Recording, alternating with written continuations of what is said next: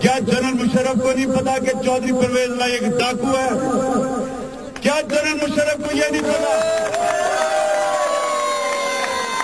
کیا جنرل مشرف کو یہ پتا یا نہیں کہ الطاف حسین پاکستان کا سب سے بڑا دہشت گرد ہے؟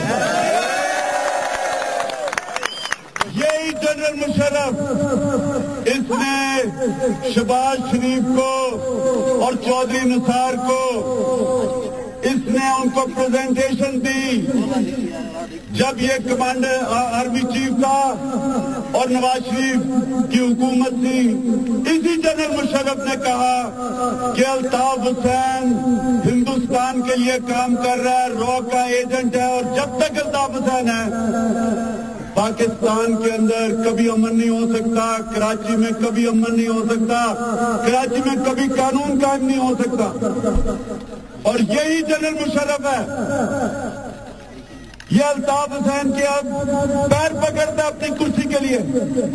یہی جنرل مشرف ہے جو اپنی فوج سے اپنے شہری مروا رہا ہے, اپنے فوج سے قبائلی علاقوں کے اندر قتل عام کر رہا ہے, ہیلی کاپٹر گن شپ سے پاکستان کے شہری عورتیں بچے مروا رہا ہے.